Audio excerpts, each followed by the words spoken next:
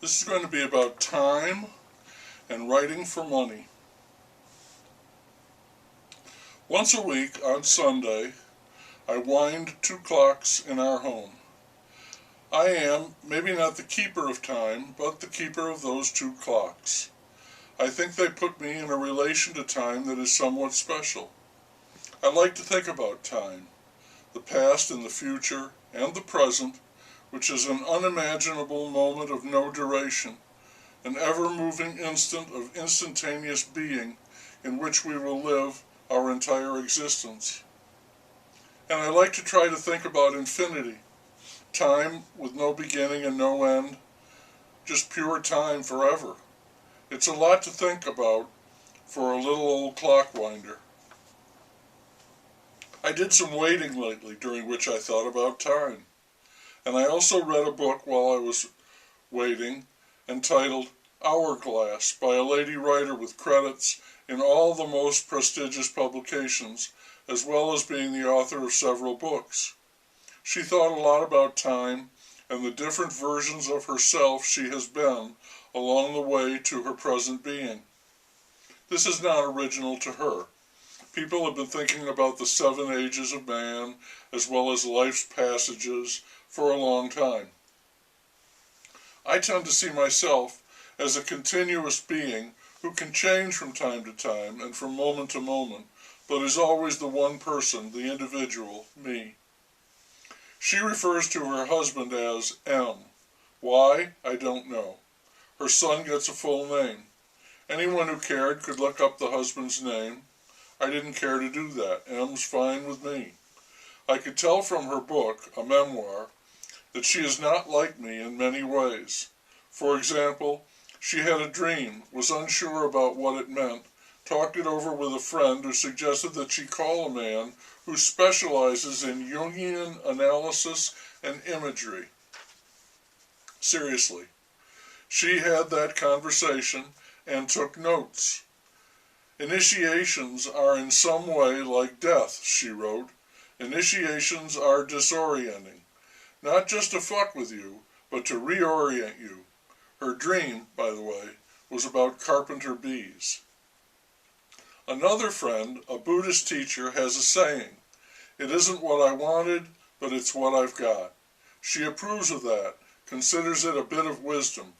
I understand that some acceptance is necessary, but I could not live under that mantra.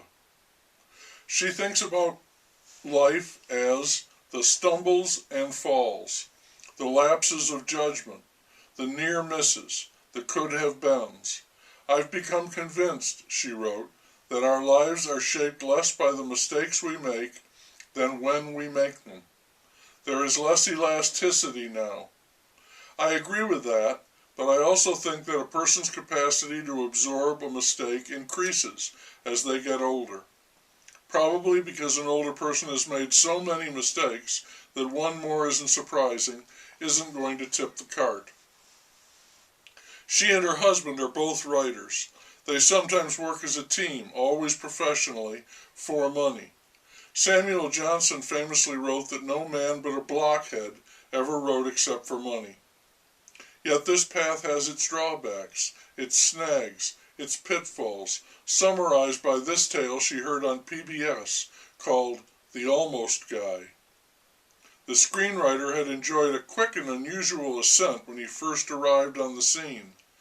He signed with a powerful agent, was offered a blind script deals with multiple television networks, and then, after a few years in which a lot got written but nothing got made, a painful succession of high-level near misses, his career vaporized.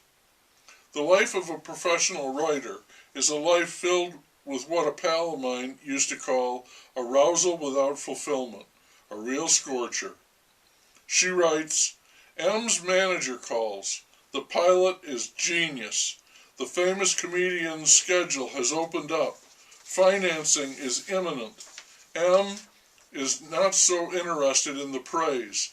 He knows that Hollywood is a place in which it is entirely possible, as Dorothy Parker put it, to die from encouragement.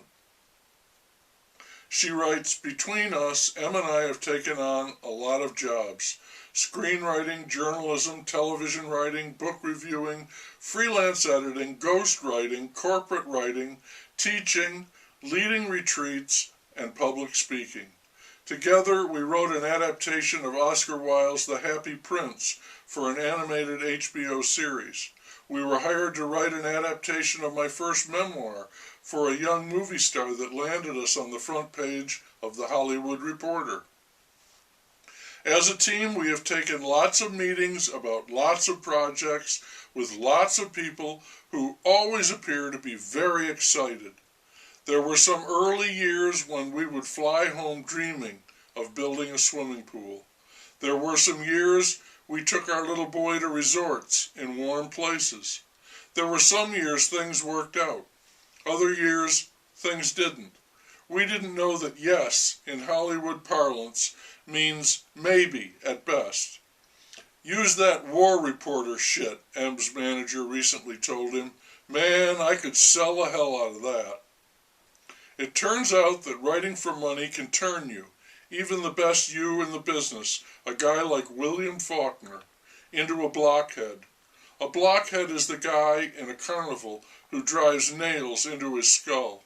I keep that in mind as I do not write for money, as I wind the 2 clocks.